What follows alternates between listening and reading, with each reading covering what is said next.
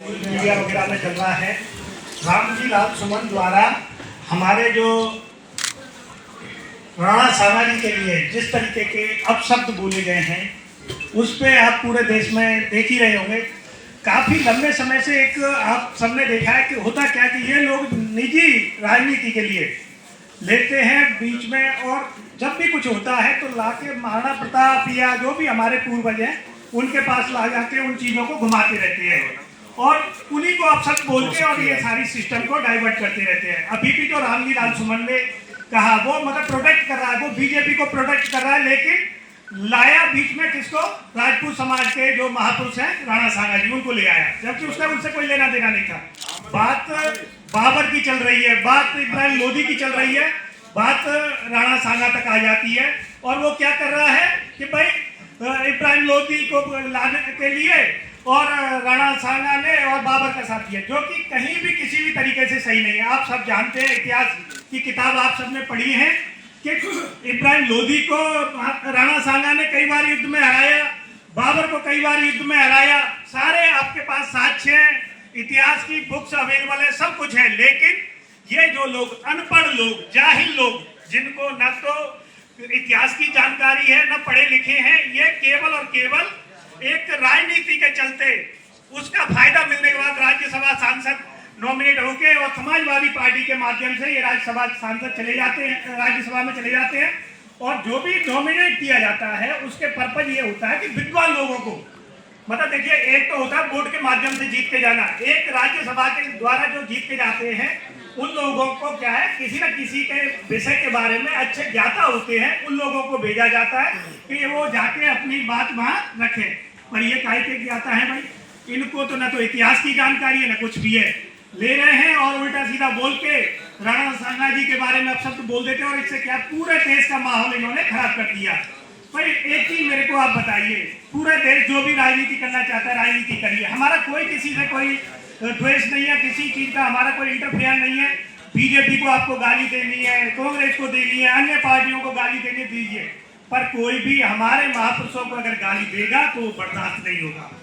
अगर देखिए रामजी लाल सुमन ये सोच रहा है कि अब मैंने राणा सांगा को अपशब्द बोल के और पॉपुलरिटी ले लिया, तो वो गलतफहमी में है। अब इसके अंजाम समाजवादी पार्टी को और रामजी लाल सुमन दोनों को भुगतने हैं। देखिए, एक तो मैं समाजवादी पार्टी को मुखिया अखिलेश जी को भी आप के माध्यम से अवगत कराना चाहता हूं कि अगर आपने ऐसे इंसान के विरुद्ध एक्शन नहीं लिया तो ये आपकी पार्टी वैसे ही आज कहीं नहीं दिखाई दे रही, ना के बराबर है, और ये भी पूरी तरीके से खत्म हो जाएगी। तो आपको सबसे पहले ऐसे आदमी को पार्टी से निष्कासित करना चाहिए। और रामजी लाल सुमन के साथ जो होना है वो तो रामजी लाल सुमन को देखना है। हो सकता है कि जूते भी पड़े, हो सकता है कि उसके साथ मारपीट भी हो सकता है जान भी चली जाए, कुछ भी नहीं कहा जा सकता कि क्या हो जाए। क्योंकि देखिए, आप किसी भी ऐसे आदमी को छेड़ रहे हो जिसका किसी भी राजनीति से दूर दूर तक कोई लेन देना नहीं है। तो आप मीडिया के माध्यम से अपना ये दिखाना चाहते हैं कि भाई आप जो भी लोग कर रहे हैं राजनीतिक माध्यम से, आप आए दिन जिस तरीके से हमारे महापुरुषों पे उंगली उठाते हैं वो हम कतई बर्दाश्त नहीं करेंगे। और अगर ये चीजें रेगुलर चलती रही तो उस जो अपनी सामाजिक सौहार्दता खराब होगी उसके जिम्मेदार ये सब लोग होंगे। भारत की जो सरकार है, बीजेपी की सरकार है, उनको इमीडिएट इस पर संज्ञान लेना चाहिए। और जो वहां पे स्पीकर महोदय थे, सभापति महोदय थे, उनको इनकी सदस्यता निरस्त करनी चाहिए। क्योंकि ऐसा आदमी जो जानता है कि संविधान के अंतर्गत सब चीज लिखी हुई है कि संसद में आपको किन विषय पे बोलना है, किस विषय पे नहीं बोलना है, उसको यही एहसास नहीं है। वो कुछ भी अनूप शनूप बात कर रहा जा रहा है और वहां उसको रोका भी जा रहा है, तब भी वो नहीं मान रहा है। तो हम यही कहेंगे भारत सरकार से और सभी से कि ऐसे आदमी के विरुद्ध सख्त सख्त कार्रवाई की जाए, क्योंकि ये दिमाग से अब पैदल हो चुका है, इसका दिमाग काम नहीं कर रहा है। तो मैं आपको यही कह रहा हूँ कि भैया इस चीज पर जितना ज्यादा हो, पूरा समाज, पूरा देश आज बौखला गया है। क्योंकि अगर इस पे नहीं कंट्रोल किया गया तो कहीं भी एक बहुत बड़ा माहौल खराब हो सकता है देश के अंदर। तो उन चीजों को लेके हमारा सोच ये है कि इस पर तुरंत कार्रवाई की जाए। साथ के साथ हमारा जो प्रोग्राम का था उसमें हमारा पहले के और कई प्रोग्राम निर्धारित थे जो प्रेस कॉन्फ्रेंस को लेके थे। हम खुद भी एक 13 अप्रैल को विक्रमादित्य जयंती का आयोजन कर रहे हैं हिंदू नववर्ष के अवसर पे, जो कि यही वसुंधरा सेक्टर 10 में आयोजित की जाएगी। इसमें करीबन ये एनसीआर के करीबन 4-5 हजार लोग इकट्ठा होंगे। तो उसको लेके भी हमारा ये प्रेस कॉन्फ्रेंस थी। तो वो हम कहना चाहते हैं कि भाई जो भी हमारा एनसीआर के लोग हैं उसमें ज़्यादा से ज़्यादा आए। मैं और एक चीज जो कुछ मुद्दों पे जो संस्था एक काम कर रही है उसमें है ईडब्ल्यूएस आरक्षण एक ऐसा आरक्षण है कि जो सरकार ने दिया तो गरीब सवर्ण को है, लेकिन उसका पूरी तरीके से फायदा नहीं मिल पा रहा है।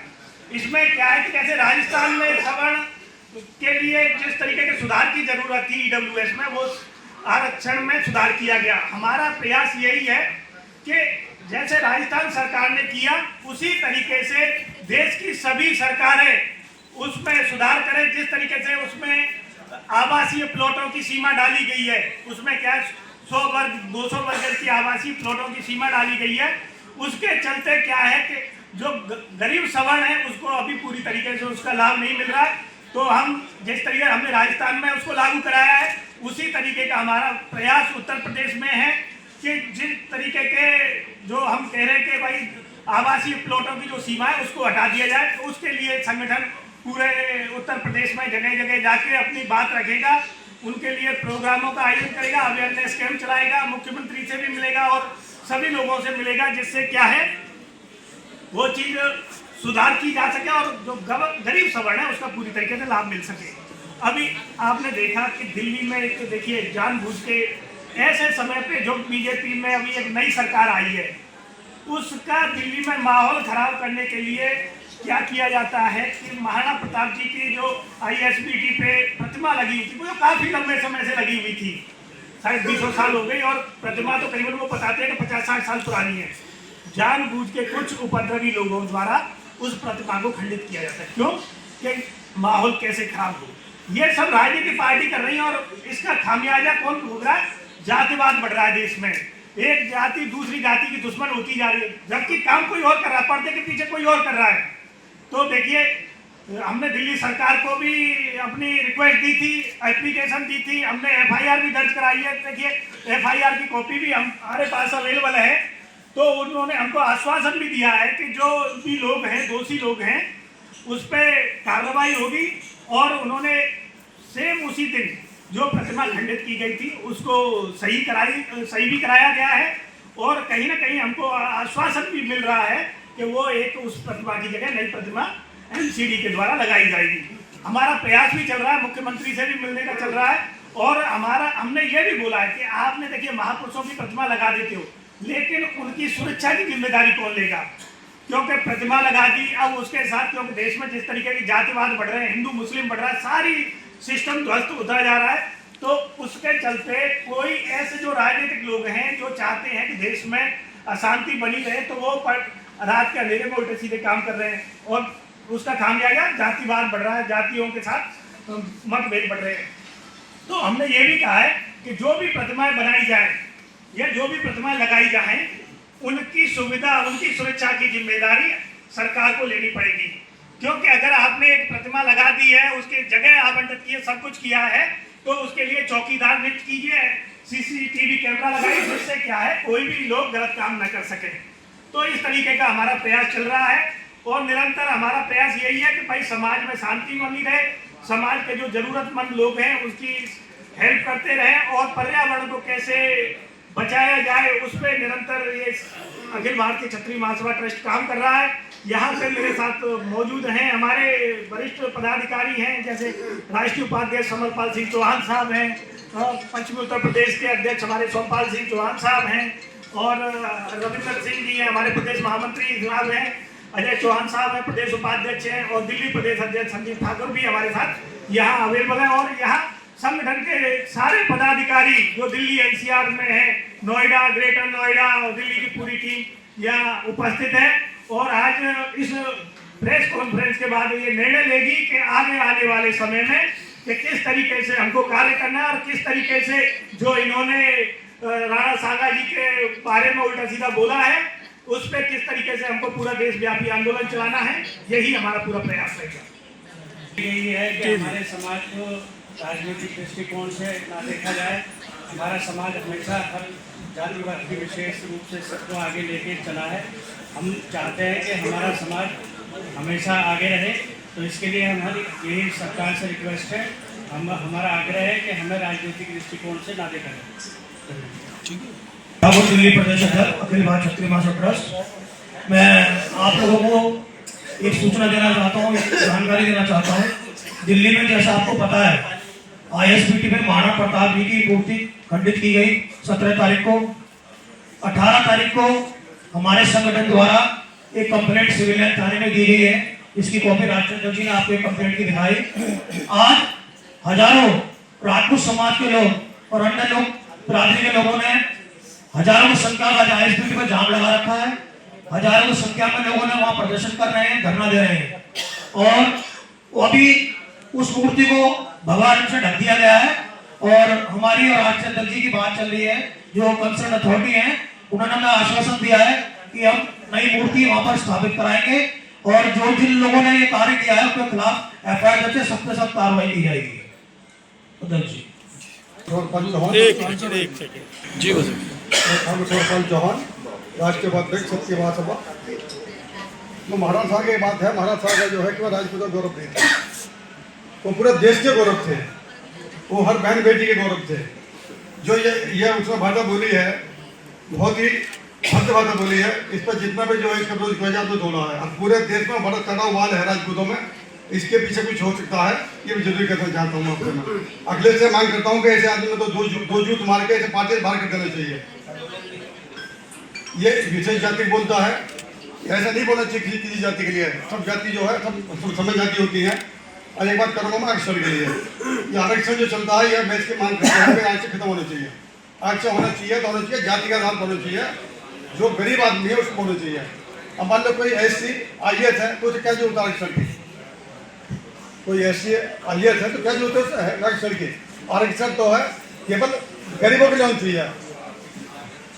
रईसों की जो अच्छा रईस होता है उसका समझ जाता, गरीब रह जाता है। मैं जो आर्थिक आधार है उसको रक्षा होना चाहिए ना। हमने अपने दादी में देखा है, अब नहीं कहना चाहिए हमें कि मंत्री थे उन्होंने आरक्षण लिया, और जो गरीब वो चल रहे। तो मैं यह मांग करता हूँ गवर्नमेंट से कि आर्थिक आधार पर जो आरक्षण होना चाहिए, या आरक्षण खत्म कर दीजिए जो गरीब को तो कुछ नहीं मिल पाता। और कभी भी किसी भी महापुरुष पर ये टिप्पणी कोई ना करें, ये भी पाबंदी लगानी चाहिए। माननीय मोदी जी को मैं उनसे आह्वान करता हूँ कि मतलब ये ऐसा उन पाबंदी लगाई जाए नेताओं पर जो वहाँ राज्यसभा में लोकसभा में, कि किसी भी महापुरुष के लिए, या अम्बेडकर जी हो, या महाराणा प्रताप हो, या महाराणा सांगा हो, जितने भी आप महापुरुष हैं, वो इन बाबत बात का प्रयोग ना करें। धन्यवाद। चौहान अमरोहा से, पश्चिमी उत्तर प्रदेश अध्यक्ष। मैं सुमन साहब का इनका विरोध करता हूं, और हमें मौका मिला तो इनके पुतले भी फूकेंगे, और सरकार से मांगना है कि ऐसी अभद्रता हमारे पूर्वजों के लिए जो कह रहे हैं, इन पर तुरंत कार्रवाई होनी चाहिए, FIR भी होनी चाहिए, क्योंकि ये तो कुछ भी कहेंगे। हमारे पूर्वज जब से पुराण तीर्थ उसमें भी है, कोई मूर्ति खंडित कर दी, इन सभी पे कार्रवाई होनी चाहिए। जय भारत। रविंद्र सिंह चौहान जी। मैं रविंद्र सिंह चौहान, उत्तर प्रदेश क्षत्रिय महासभा महामंत्री।